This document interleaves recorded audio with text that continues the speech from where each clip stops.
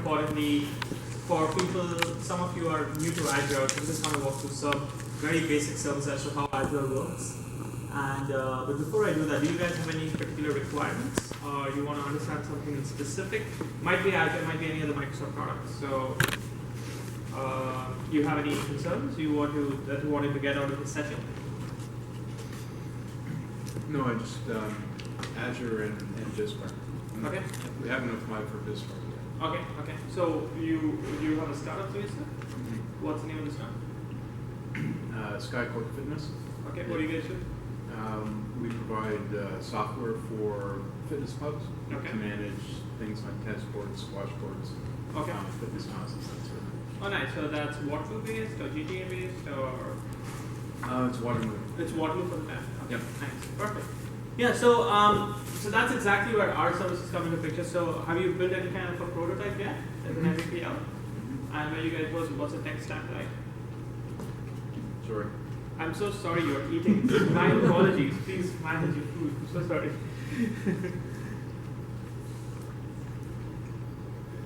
So it's hosted in Azure. Okay. It's a web API 2.0 backend. Okay. Knockout TypeScript on the front end. Okay, that's pretty good. Yeah, so all of that, you already hosted in Azure, so you already know how Azure functions. That's exactly what I wanted to probably cover today. So,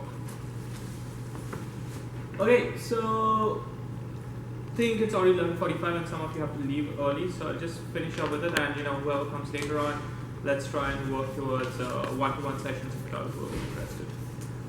So okay, some of these slides are marketing slides, I'm not going to deny that. So I'm just going to run through some of these marketing slides. Hey. This is this way? That's right, yeah. So you can just grab some food for yourself and join us. But there are reasons why I introduced these slides in the beginning, just to give you an idea about where Microsoft is right now and what is our long-term plans and strategy, and how do we look at where the startups fit in the overall Microsoft camp. It just helps to get aligned to the organization that you want to partner with. So this guy is Datta, he's our CEO, and our mission initially was very different. But then once he joined us in 2012, and he basically made the mission is to empower every organization and planet and everyone in the earth to achieve more, basically. Which basically means that as a company, you want to help people, organizations, and everyone in the world to achieve more. And how do we do that? We do that through our products and services. So that was the entire idea of the overall thing. And the way we did that was we started focusing on three main pillars. We focused on building the intelligent cloud.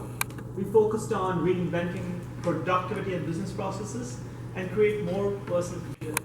Now, as you can guess, what we are talking about here is primarily Azure for sure, but there are other parts of, or our other products and services which are very, very important for Microsoft and for startups. So, for example, in building the intelligent cloud is nothing about building something called as Azure. So you'll see Azure out there. From reinventing products, productivity, and business processes, there is Office 365. Now, Office 365 has Outlook, Mail, PowerPoint, Word, all of that gamut. It also has CRM Online and Dynamics. Now, CRM Online and Dynamics is used for a lot of CRMs. For any startup which is growing as a company, they will need to manage their CRM. So that's what the offering out there is. And more importantly, a lot of the companies are also building their own CRMs. So how can you use Dynamics and CRM Online as a development platform because one thing that startups always try to do is build everything from scratch, but they probably do not realize that there are a lot of things existing out there that they can build further on and take the benefit and advantage of that. So a lot of products and services being built these days which can be used as development platforms in general. So So we are trying to create a lot of development platforms, and those development platforms can be used for your development as building, as platform as a service, as we're going to talk about it. And finally, we have create more personal computing. Now, obviously, Windows and what fits here. We're trying to make Windows as a single operating system across all devices. Now, obviously, we have the desktop. We don't want to talk much about mobile because all know that we've kind of failed on the mobile side of things. But having said that, mobiles are definitely an important part of the way we work, right? So the way our strategies have changed on the mobile side, yeah, I still use a Microsoft phone because I get it for free. So I'm not going to spend money to buy a phone myself. But what we are trying to do on the mobile side of things is have as many productivity or Microsoft related apps on all the other platforms. Because we know that our adoption of mobile phones has been minimal. When I joined the company, we were at 3.2%. Apple was at about 18 to 19%, and the rest was Android. BlackBerry fit somewhere there for sure. But from a mobile market share perspective, it was really, really low for us. So we started thinking about what we can really do out there. We've tried a lot of things, but the adoption of the Windows phone has not gone anywhere. And there's a reason why we thought out, let's have one operating system across all our devices. So that's Windows Desktop, that's Windows Mobile, that's the Windows tablets. And now the latest addition to this, there's Xbox too, and the latest addition is actually the HoloLens. So the HoloLens also runs their own version of Windows. We also have IoT Core, which basically runs on all IoT devices. So you can have one operating system which spans across all of it, and that one operating system is capable to run something called as Universal Apps, which runs across all these devices too. So you can build one app, that's the basic idea, build one app which runs across all devices. So what we want to talk today is primarily focus on Azure, and what BizSpark, the offering that we're going to talk about today, is the offer that we have for startups is called BizSpark. And BizSpark, think about BizSpark being a packaging of Microsoft products and services for startups. So there is Azure, which is the primary pillar of that.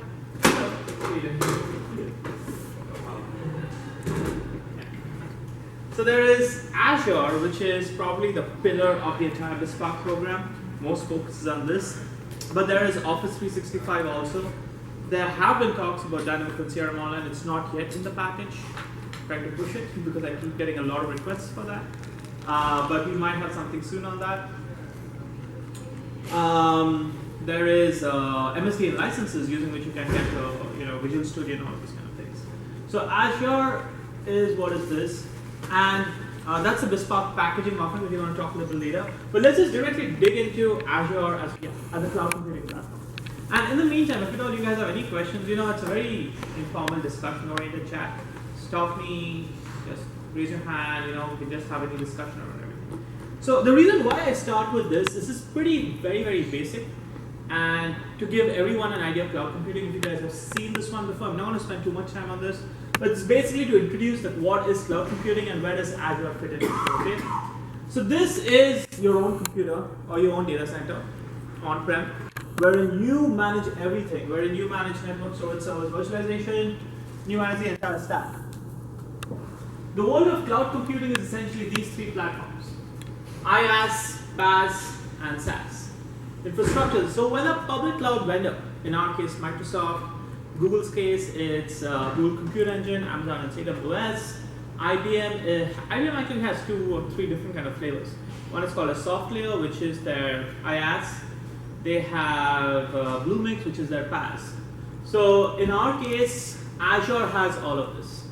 Okay, so Azure is virtual machines, wherein up to the virtualization layer is managed by the public cloud vendor, which is us, and the rest you manage, which means you select your OS, you select your dev stack, you start managing all of it yourself.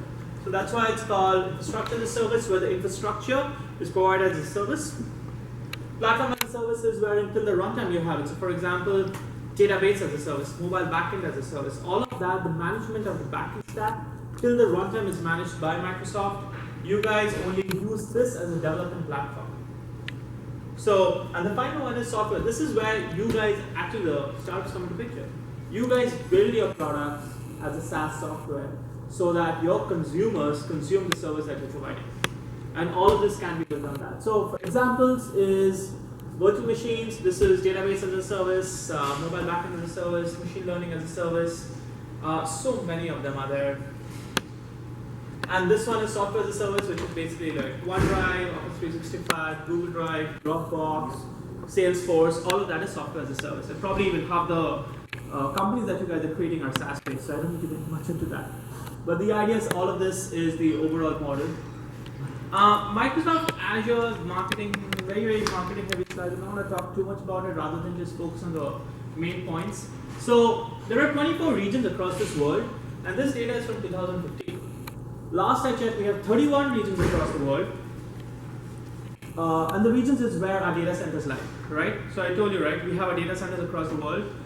We have 31 of them right now, and it's more than Google and Azure, Google and AWS combined in terms of regions. So in terms of global footprint, our investments are definitely much more higher. Hey, you want to check? Please. Go ahead. You can grab some lunch and join. So we have 31 regions across the world, and interestingly, Canada is also one of them. Now, Google doesn't have Canadian data centers, AWS doesn't have Canadian data centers. I don't know how many of you are education-based, or health-based, or public sector. Anyone out here?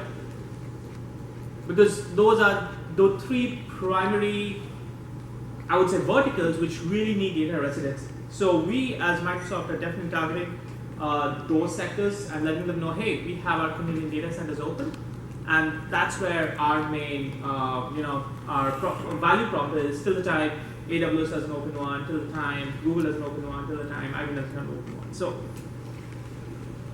in terms of services, now, in my mind, when I started learning Azure, I joined Microsoft in 2014. That's when I actually started learning Azure, and I'm like, wow, that's an ocean. And since then, it just becomes a bigger and bigger ocean. So I have dedicated one whole day a week to keep up pace with what's new and what's happening next in Azure. And there are more than 500 new releases in the last 12 months as of 2015 data. This is a little old slide. But basically, it's continuously being developed. It's continuously we're taking feedback from our dev community who are using Azure and finding out what they need. And we're trying to really cater. Because I still remember in 2014 when I joined, people were just simply talking about AWS completely, all in all, and how AWS as a platform is so much better than Azure. But 2016, this year, when I went to our conferences, we actually got a feeling that our services are very much comparable, even if I would actually say it's better. It's just that I cannot say it's better without having used AWS, and I've not used AWS, I'm going to be honest with you guys. But of what I've read, a lot of our services are definitely better. Even in terms of the service we provide, not as a platform, but our service we provide. Now, within Canada, we have our technical evangelists, which are all across, and I come here myself personally every alternate week to have office hours with a lot of startups and try and figure out how we can help them from a tech side of things, as well as from the business side of things. So we're going to talk about the services, how does that look? But overall, the packaging is great, I think.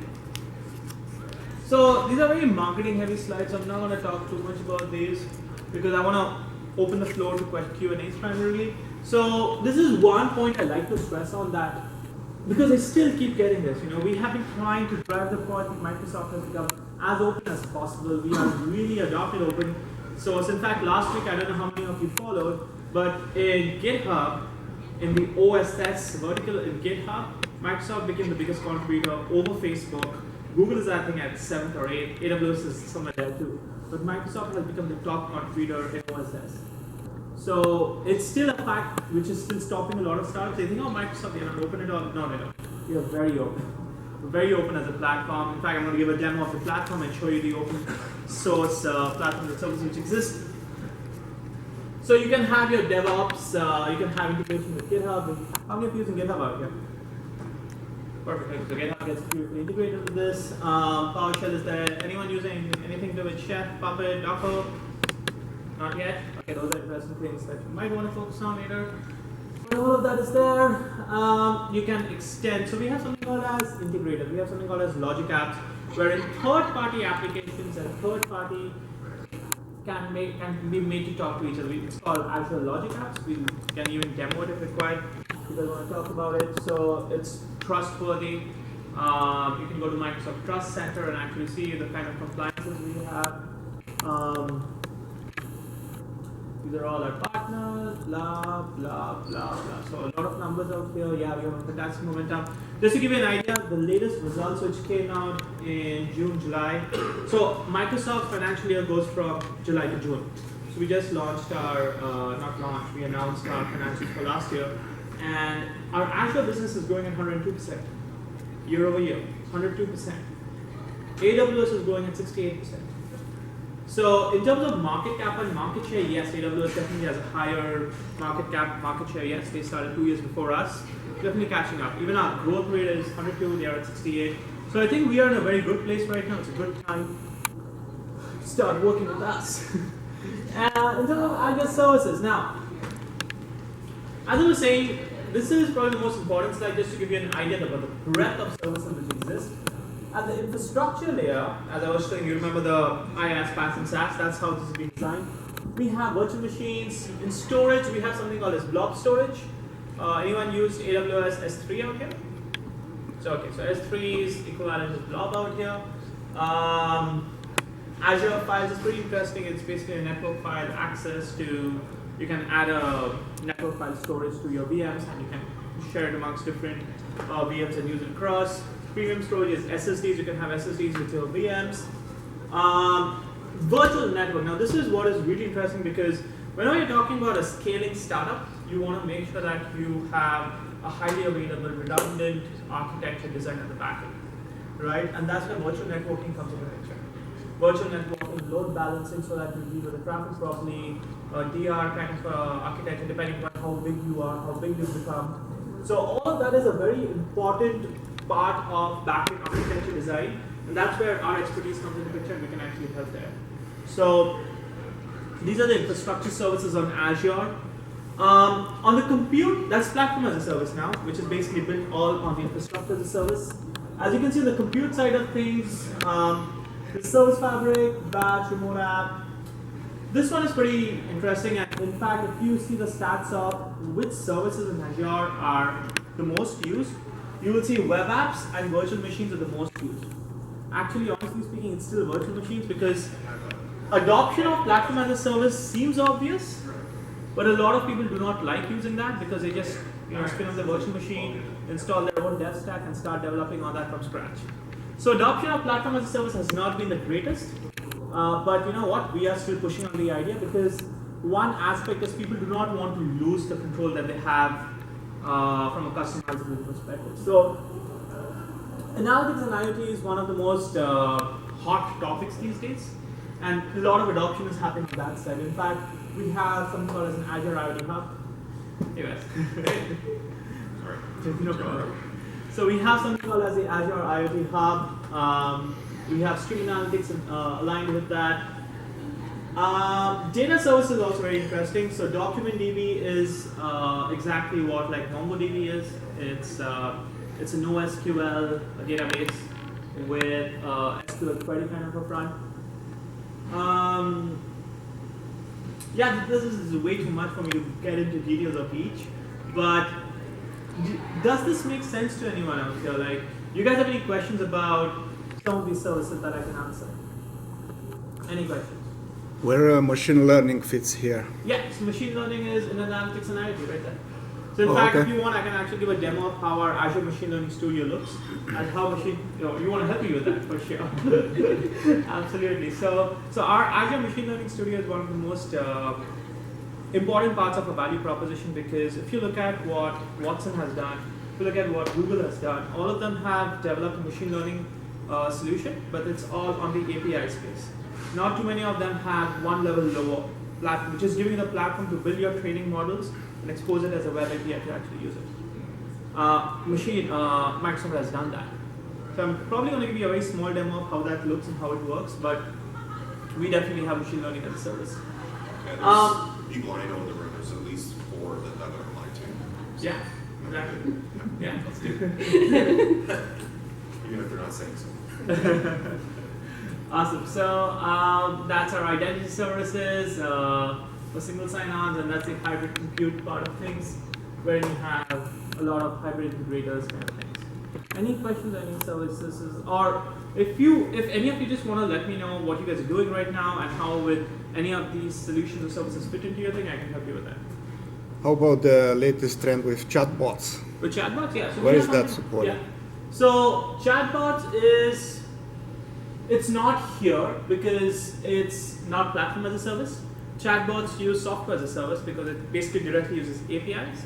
So we have something called as Microsoft Cognitive Services, and we have a framework, a bot framework, which inherently uses something called as LUIS, Language Understanding Intelligence Services. I can actually show that to you guys right away since you asked the question.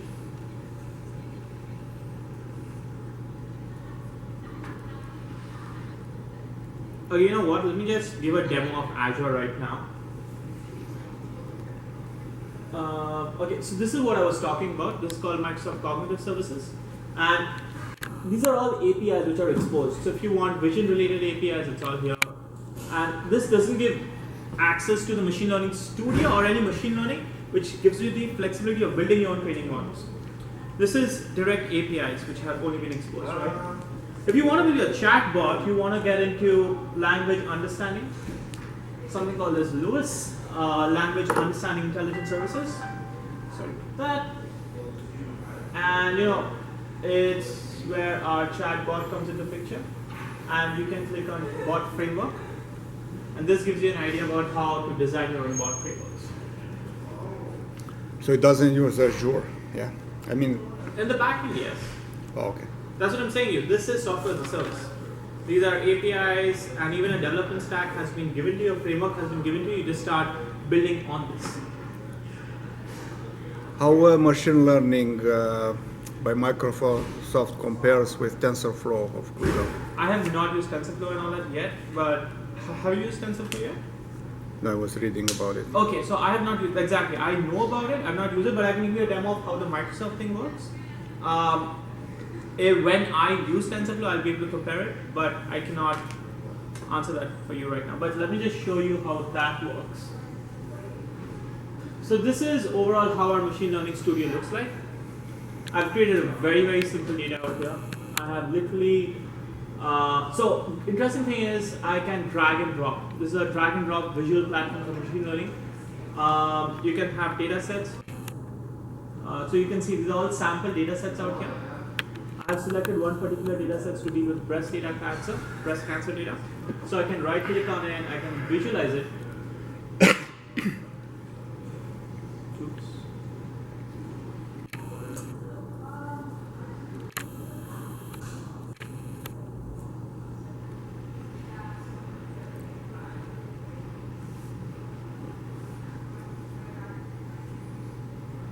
Okay, so essentially the idea is playing around data sets, building your own training model.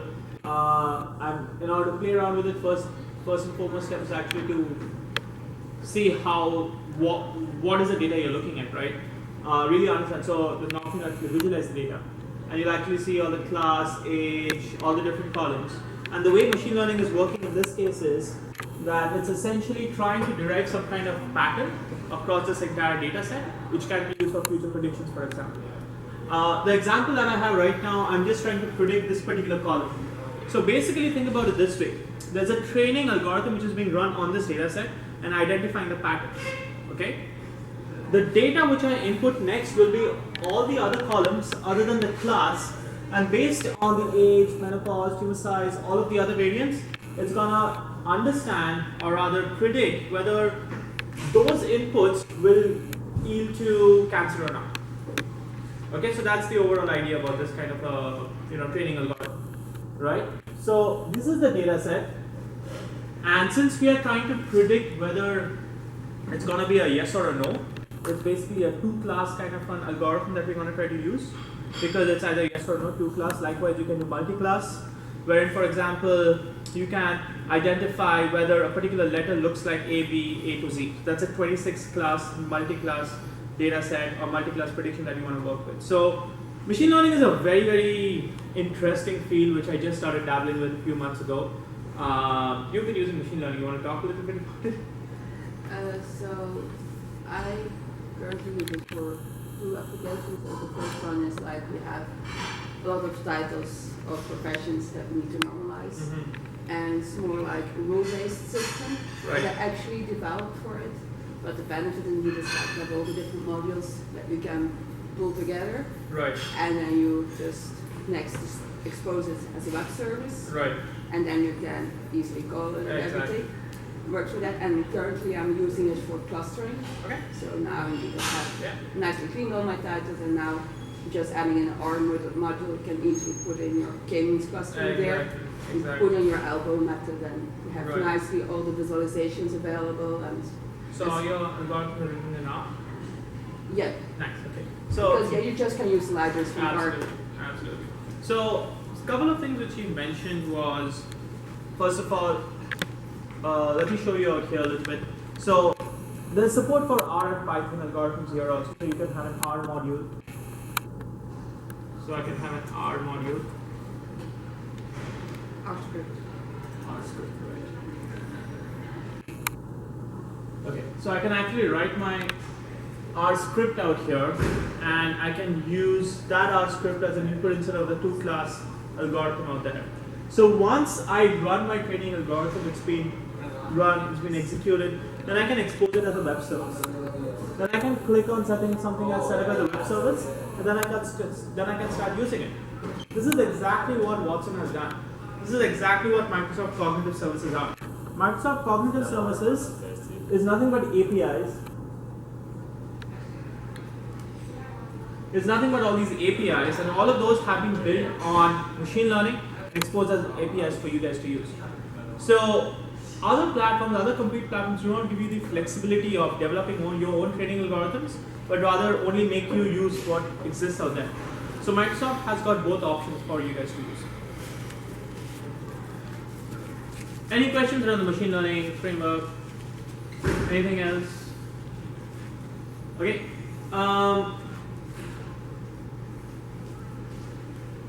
Okay, so let's just get back to how the dashboard. So this is what Azure looks like. Okay, this is the. I've actually cleaned it up. It used to be a lot of crap out here before. So they keep doing a lot of demos, a lot of POCs. So used to be a lot of things out there. I've cleaned everything up, and currently it's a pretty neat interface. So just so you guys give you an idea about what are the various services. If you click on New,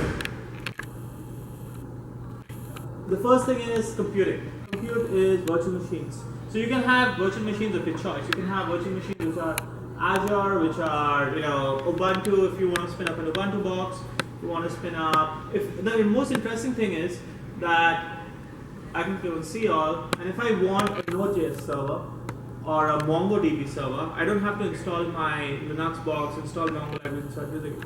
I can just directly search for Mongo. And there will be some publisher out there who has created a Ubuntu box, installed Mongo, snapshotted it, and uploaded the image directly for you to use. So you can see out here, Mongo is using a virtual machine, it publishes a Docker. I can click on that and start using it. So that's one option. In fact, there's a publisher called Bitnami, which is pretty interesting because Bitnami is one publisher which has made multiple VMs for you guys directly to use. It's all there on the Azure Marketplace. So if at all I want a WordPress or a Node.js server or a production Mongo server, I'll just click on this, spin it up, and start using it. So these are pretty simple and easy to use stuff. It's all platform as a service. On the networking side of things, there is, you can, okay, I'm just gonna close this guy here. On the networking side of things, you want to click on, these are all the virtual networks, Express Route, Traffic Manager, Load Balance, everything that you can create. Storage side of things will be all data-oriented stuff, so there'll be storage account. We can dig into it individually. I'm just trying to give you a breadth of services which exist out here. Web and mobile is probably the most interesting part for a lot of companies because most of them just have, they just need web hosting services, for example. So you can just spin up a web app and start, hosting your website. Your website can be integrated with GitHub or a Visual Studio Online or a Codeplex, Bitbucket kind of a backend, and just starts doing that. So let me just show you one very simple demo that I created. It's pretty easy. So what I essentially did was I spun up a couple of VMs. So as you can see, I have VM1, VM2, and a VM3 Ubuntu box. VM1 and VM2 is a Windows box. And in order to connect to the Windows box, I can click on Connect out here. And it comes across as an RDP, a Remote Desktop Protocol. Okay, it's coming here. It's an extended screen. I was like, why did it come? So I can just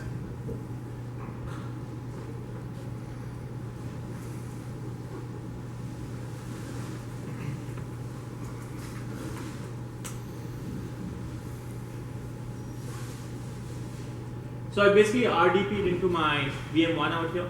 And in the VM1, what I've essentially done is I'm just running a most simple IIS, and it's running a web server port 80. So if you see this IP address out here, if I go to this IP address, I think it's this one, no, not this one. It's actually this one. So 153, you see?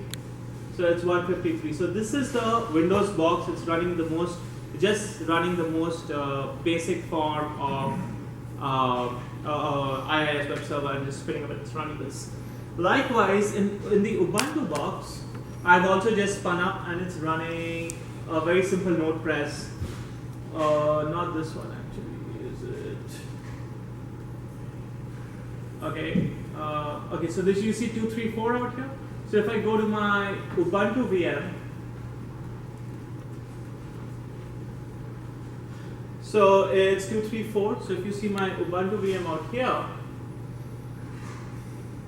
that's the website that's actually running, and it's over port 3000. What I have done on top of this is that, just to show how the load balancing works out here, I have created another load balancer, and I have linked these both websites to just show how it load balances across these two different servers. So I have created a load balancer, my public load balancer, and I have, as you can see out here, there are a couple of things it links to. This is the public IP address, and if I go to my load balancer here, what does it say? So this is the DNS name for my load balancer. Now if I keep doing F5 on this, it should load balance across this and the Node Express, but I think now there's some kind of a stickiness going on, so it might not happen immediately. But if you see that same DNS thing out here, it's essentially the same DNS. So it's load balancing across a different thing. If I do F5, there you go. So it's load balancing across each of these at a given point of time. So the idea is that you can easily install and design your load balancing and virtual networks accordingly, and this is one very easy way to do that.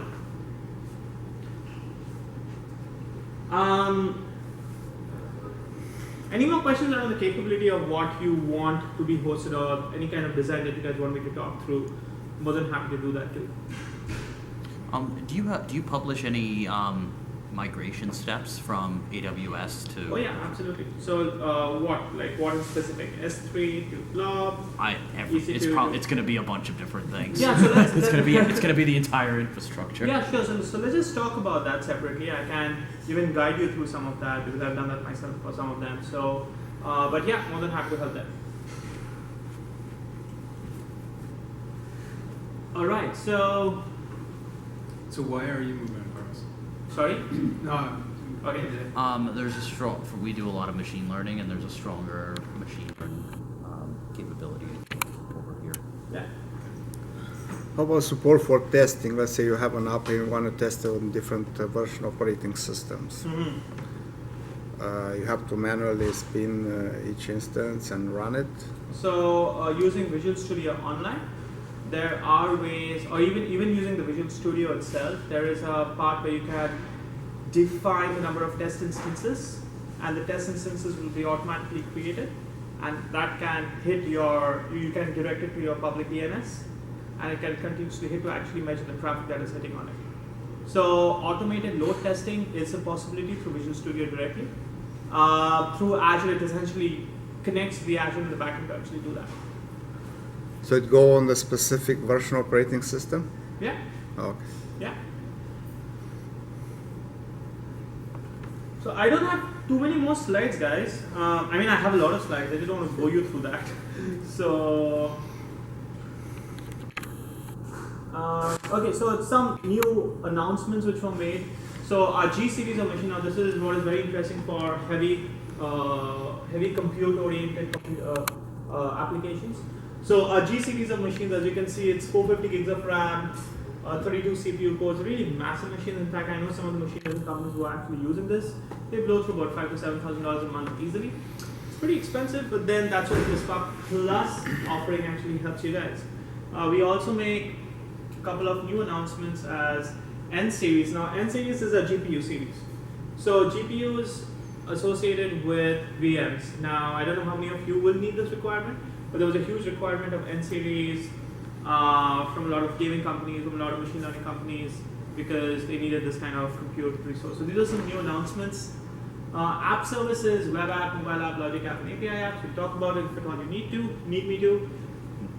Data innovations, if you guys are doing very heavy data stuff, then there are a lot of new elastic data pools. Is basically pooling all your SQL databases together in one kind of a pool. And instead of having 10 databases provisioned and using the 10 different databases, paying for each of them separately, you pool all of them together. And depending upon the requirement, it's going to spin up an individual one and actually start using it. And it actually uses a machine learning component in the back end to identify which databases are being used at what kind of time. And it actually predicts that and spins only those up at that given point of time. Very optimized way to do things. A little expensive right now, but I'm sure that's going to come down. So Elastic Pool database, pretty interesting. This is our regular Azure SQL, like database as a service. Data warehousing is basically massive amounts of data, unstructured data which can be stored and placed. Data lakes and data warehousing work in conjunction kind of a thing. And whenever you have large big data kind of workloads, those are being used. So these are all some of the data services. I just took a little bit of a snapshot from the actual Azure portal to show you the various data services which exist. IoT is huge, analytics is huge, and storage is huge these days. More than happy to talk to any of these services that you guys are using, but yeah, that's what we have. IoT. Anyone in IoT here these days? Anyone to do anything with IoT? You doing something with IoT? Potentially, yeah. What do you plan to do? Look up the system so we can collect data knowledge. With Yeah. User information. Yeah, right. So we have something called as, instead of an event hub, it's called as an IoT hub. So those are your sensor data. Sensor data need to be connected to some kind of a cloud gateway. Through the cloud gateway, it gets on the event hub. You stream analytics. All of this entire setup. You know what, we can, it's not of interest to everyone else, let's talk about it later. I can actually give you a demo of how each of those components work. Because most important components are the IoT and the stream analytics components out here. One is getting on the data, the other one is pushing it into a presentation dashboard or into databases for future use. But I just gave a talk on this just the other day, so more than happy to talk. This is what machine learning service is. Give you a demo on that. Cortana Analytics, all the analytics components. I'm not going to bore you it up. Okay, this is the part where I thought I just going to walk you guys through as to what does being a part of BizSpark Plus from Velocity Communitech mean. So you see it says 120K out there, it's actually become 360K. It used to be a 120K offer, it still is a 120K offer for BizSpark Plus across all the other partner accelerators and across Canada. But for Communitech, Velocity, Mars, it's a $360,000 offer, $10,000 a month for 3 years. So that's the Azure credits that you get. It's essentially very well tuned towards startups who have a scaling customer base. I still say that if you're just building a software, I think BizSpark is more than enough. You're just in the development phase, it's good enough, but it's good to start on BizSpark Plus directly rather than going to BizSpark, especially if it's available for free for you guys. So that's one. Access to free software and tools is always there. That's what BizSpark is. It's a packaging of our software and services for startups. Get the right support for your startup. When I talk about get the right support, now I think Andrew can also talk to this. So think about BizSpark Plus. So the way we thought about BizSpark Plus is what help does startups need? Costs hurt them, yes. Business growth hurts them. So we basically thought, let's focus on the cost side of things and the business growth side of things. On the cost side of things is what exactly the offering comes into picture. We have $360,000 of free Azure credits, which would otherwise hurt you guys, right? So that's the cost side of things. On the business growth side of things, once you guys have identified your actual target market, once you guys have identified or ready to scale, that's the time we introduce you to some of, I know a lot of people within Microsoft who probably might be working with someone in your target industry. So I belong to this team called DX, Developers Experience Group. Likewise, there is an entire EPG team, there's an entire SMB team in Microsoft who are working with the TDs, the Bells, the Rogers, the SMB space also. They are also pretty verticalized. A lot of working with the health-based companies, a lot of with the media-based companies. And essentially, if you want to sell to those guys, I can go to my seller and ask them, hey, there's this company who's hosted on Azure, who's doing this cool thing on Azure, and they want more customers in this space. Can you help? And they are really incentivized to help you guys, because if you guys grow on Azure, you guys basically consume more on Azure, and that's what their incentives are. So they're more than happy to help you sell your product. You can actually use them as your own sales team. It's not directly, you cannot just go, hey, go sell this for me. No, that won't happen. But fact is that they are incentivized to increase consumption on Azure. And one of the ways of increasing consumption on Azure is helping you guys grow. So they are very well incentivized to actually do that. So we have that co-sell motion going on. Depending upon whether you're B2B, B2C, we have different offers. B2B, co-sell works the best for sure. But in the B2C space, because you can imagine it's a completely different sales cycle and everything together, a lot of adoption required out there. We have a GTM motion helping you guys there. Now, go-to-market is what we help with companies out there. So we basically create some kind of showcases, we create some kind of customer case studies, and we use our global social channels to promote you guys as a company. So Andrew, I think you have taken advantage of some of these services, right? Yeah, absolutely. So when we started with Microsoft Azure, we talked with Adarsha, and we got a mini case study done between like us and Microsoft, small press release, and some social like Twitter stuff going on there. That definitely helped us with a lot of like inbound leads. I think we got 2 or 3 like really like qualified, really good leads from that that we're following up with now. And we're working with, we're starting to go into the ISV team. That's right. To do the co-selling. We need to talk about that today, yeah. Yeah, so we're talking with Adarsha to go over like what our target market is, how can Microsoft help sell and like advise to get us into those medium to enterprise deals. Exactly, right. And it also matters what, as I was talking before about, what stage in the life cycle are you at? If you're just the product dev, just developing a product, just trying to find the right fit in the market, that point of time, we will primarily engage our business team, but we primarily engage our technical evangelist team. So who can help you understand how can you build your entire Azure infrastructure, or not even Azure, it can be any other infrastructure. You want to sit with us and brainstorm with us and figure out, like my expertise around back in Azure stuff, my colleague is pretty good, he's very good on the web side of things.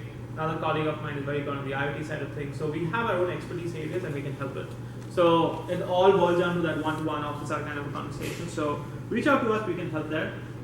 That's actually $120K for 2 years for everyone else, but for Velocity, Communitech, and this. For Velocity, Communitech, it's essentially $360K for 3 years, 10 seats of Office 365, Bing Ads, and translation services. Now, a lot of companies who are really scaling out and growing global are taking advantage of this a lot. I'm working with a company called Global Regulations, essentially a global database of all the regulations across the world. They need massive translation services. They needed translation services wherein 2 million characters per 250 million characters per month was not enough for them. So we introduced them to the Microsoft Translation Services product team. They're working with them. They increased their quota to 1 billion.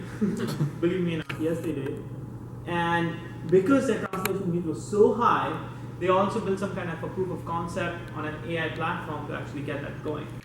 So they work directly with the product team. The point I'm trying to drive out here is that we can make such introductions if required. If you want direct engagement with the product teams, these guys are essentially a global database, so they're also exploring whether they can work with the Bing team and integrate somehow with that.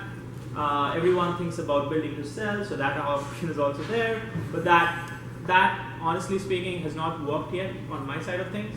The way it essentially works is the Microsoft team will be looking out for people if at all they want to buy something. And suddenly, like I still remember I was working with this company called Groove Music, I think they're a Montreal-based company. They've been working with us for quite some time, and suddenly I hear Microsoft has bought them. And I'm like, oh really, that also happened. So point being that the corporate M&A team does their own analysis of who's the next target to be picked up. We don't have much view to that, but if at all you guys think you want to make some introduction, you want to talk to some product teams, let me know. there's no guarantees to this association, but more than happy to at least take the things forward, right? This is one kind of a showcase story which we made for a health-based company, and yes, it's very marketing, I'm not going to deny that, but the idea of it was to promote them as a company.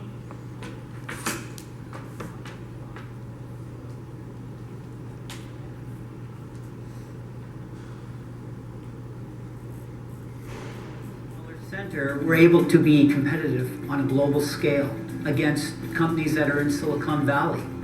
The ultimate goal of Kinetisense was providing tools for clinicians to be able to access biomechanical data of their patients from clinics from around the world.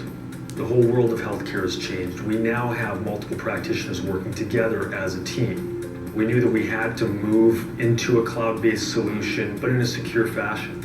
And with the Microsoft Azure Cloud, we're able to load that information and make it accessible to these different practitioners. And really that's the goal of Kinetisense, that they can actually build on each other's treatments. And at the end of the day, the patient's the one that benefits. It allows us to be more agile and inventive. It's allowed us to broaden our services that we can offer to our clients, and was our first choice because of how it integrated in with the Microsoft 8 and 10 operating systems. We were looking for a solution that was non-wearable sensors, that was very accurate, and the Microsoft Kinect camera was that solution. So this allowed our users to acquire a technology that could assess biomechanics that was affordable. We loved how Microsoft had simplicity built in. The portal where you're able to manage all your servers is very easy. I also was very pleased with the support that Microsoft gives with this product. So one of the biggest misconceptions that I see with the cloud is that the data can easily be accessed or hacked, and that's not the case at all. The Microsoft Azure Cloud is one of the most high-tech, high-end clouds in the world. Our practitioners can be absolutely confident that all of the data that they are acquiring is done in a confidential manner. Their data is being managed and secured with Canadian laws in mind. The Microsoft Azure Cloud has had a huge impact on Kinetisense. It's increased our overall sales in Canada by over 30%. So this is a perfect example of how Microsoft is absolutely revolutionizing healthcare and fitness industry. Any kind of tech hub that we support them.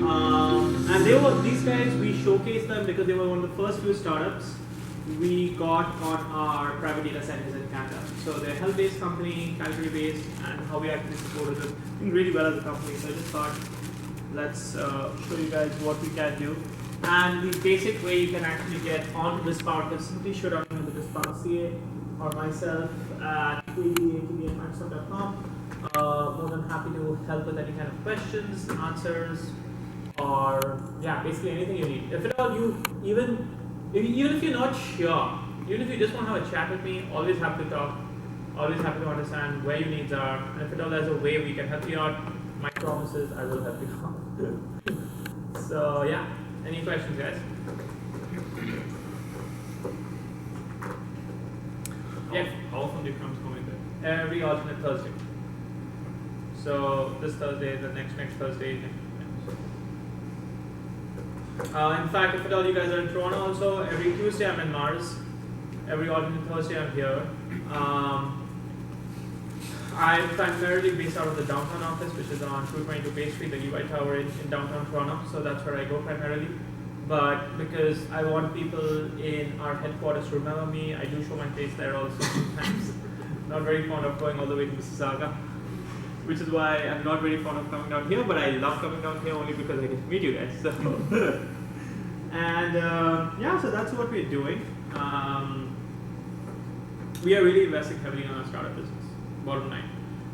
We do not, and this is one thing which I realized, is on the press, I myself, it actually kills me a little bit. I don't see much happening on the press side of things from Microsoft Canada. And then the thing which I've already voiced to my VPs that, you know what, we see Google on the press everywhere. We see Google Canada partnering with Startup Canada doing this kind of thing. And I started actually having a chat with them, and I was like, what? And the kind of budgets they've proposed to actually partner with them is massive. And I'm like, okay, it doesn't make sense for us to spend so much money on that. Might as well do as much as groundwork. So I am trying to invest my time as well as my colleagues' time in the ecosystem to actually support them. So yeah, just reach out to me. We are pretty active on Twitter also. So okay, Twitter is not here, but it's essentially at Adarsha, Datta, my name itself. Shoot me out there, shoot me a mail, whatever it is. We'll be happy to help you guys. What about the security of the cloud compared with other players? So from a security point of view, you can be sure that Microsoft has invested enough to keep the security laws in mind. And so we have something called as a Microsoft Trust Center. So we have something called as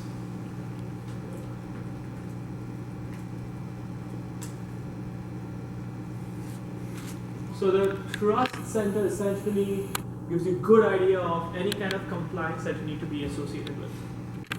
So if it's a HIPAA compliancy, if it's any kind of compliance that you want, any details, come on to Microsoft Trust Center, it has all the details of there.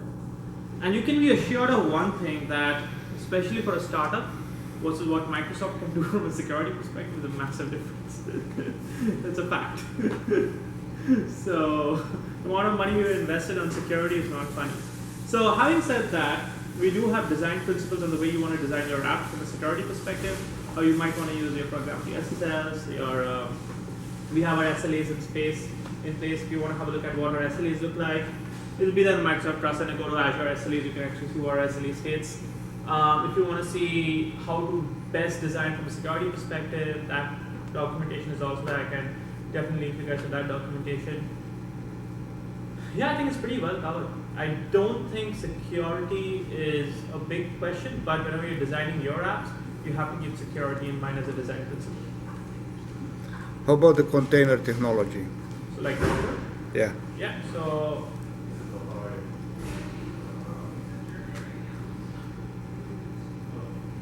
oh damn, I just deprecated. So I actually had a proof of concept of a Dockerized environment and how to actually use it. But yeah, so Docker is very much supported. You can just spin up a Docker instance directly. So you can actually go to spin up your own Docker on Ubuntu server, Docker on Jenkins. You can do a lot of things with Docker. Interestingly, for people who are interested in machine learning, who do not want to use Azure machine learning, we have a Linux data center, data science virtual machine, which is being heavily used these days. In fact, a lot of companies are just spinning up a virtual machine like Linux. In fact, if you have a look at it, it has all the libraries and everything. Have you been using this thing? No, I didn't know that it existed. So. Okay, so now you know. So a lot of companies are actually using this now. Rather than installing everything from scratch, you can just install a Linux box with all the data libraries and start using it yourself. Yeah, you had any other questions with respect to anything else? No? You good? Okay. Alright guys, so just shoot out an email to me. You have my contact details right here. Okay, so before you guys leave, let me just let you know the steps. So step one is to shoot me a mail or just directly go to bespark.com and apply out there. And let me know that you've applied, because step one is to apply for Bespark, get into the Bespark company. Hey, how's it going? It's doing great. Sorry for being late. No problem, man. Have a seat. So we'll have to talk separate because it's over. But we chat, don't worry about that. In the meantime, you can go grab some food for yourself. No, that's You good? Okay. Yeah, so essentially step one is sign up for Bespark, be a part of the program. And step two is let me know, and I'm going to nominate you guys for the Bespark Plus program, where you'll be getting an email to, register. Essentially, a subscription will be created. And when I say a subscription, I essentially mean, so here, I have a couple of subscriptions. I have a Visual Studio and a standard Bespark subscription. Now these are all $150 subscriptions. What you guys will have access to is a $10,000 a month for 3-year subscription. So in your subscription page, you'll see something out there called as Microsoft Azure sponsorship. Because this is a sponsorship subscription that you guys will be having. And so once I nominate you guys, you just have to activate that subscription. And whenever you're creating any resources, you have an option to select the sponsorship subscription and start using it. Cool. All right, guys. Thank you so much for your time. Yeah. Sorry, how long does it take For what? from the time you sort of apply to? Okay, so step is, if at all you sign up, if you sign up for BizSpark, I can send you an auto-approved link. You'll take about 15 minutes to sign up for that, go through all the information. Once you do that, if you send me an email within a minute, if I'm not doing anything else, I'll respond to you immediately. So 2 minutes out there. And then I'm going to nominate you guys, depending upon the network speed, it'll take about another 15 minutes. And so basically the idea is that within a day I can get you guys nominated at the earliest. Okay. Two things. One thing is if you already have an existing system on Azure, so for example, if I've created something on my BizSpark subscription and I don't want to create a new subscription, create everything from scratch. So there's a migration involved in that. There are two ways that can happen. One way is I can directly use the subscription ID of my subscription, go to the operations team and tell them, hey, activate the BizSpark Plus credits on the same subscription itself so that there's no migration process involved. So that's the best and easiest way to go about it. On the other hand, if at all you have multiple subscriptions, you have like 3 or 4 subscriptions, and you have different infrastructure in each of the subscription, and you want to migrate all of that into one BizSpark Plus subscription, then an operations ticket has to be created, and then the support team is going to get engaged. That takes a little bit of time. So I would say at a minimum of a day, within a day, I can get you guys onboarded with the BizSpark Plus. But if at all migration and everything is involved, it takes a couple of days because the operations team is very finicky, only because they have to go through a lot of compliance issues. They don't want to hear back from the startup saying, hey, our service is not running and not working out. So they take a lot of precautions to make sure, especially if it's a production environment, you want to take a lot of precautions to make sure that everything gets migrated properly. But that takes about 4 to 5 days. I'll confirm that. So we switched over from Google Cloud about 6 or 8 months ago. And we're looking to kind of switch from there to either like AWS or Azure. Before, like that was 6 months ago, so Communitech didn't have the same offer. So we were going to go with AWS because we were red, and they had like over a year of service. So we were waiting to get approved by Azure, AWS. That was, it was like a week. We weren't hearing anything back from it. Yeah. And I think we talked with you just to kind of figure out like how can we make BizSpark Plus work. Right. I found like it would work through Mars. Exactly. And so that point in time we didn't have it through Communitech. Exactly, yeah. Yeah. And like we got approved in like a day. Exactly. At that. Yeah. So yeah, I just wanted to ask like the human aspect is something that can't be like stressed enough. Is like you have Adarsha to work with, you have great support to work with. I found like with like Google and AWS, it's really hard to kind of get that like if you had something wrong, it was hard to get like human to help you out with. Yeah, thanks. Thanks, Yeah. Aaron. Yep. Any other questions, guys? Nope. Okay then. Thank you so much, guys.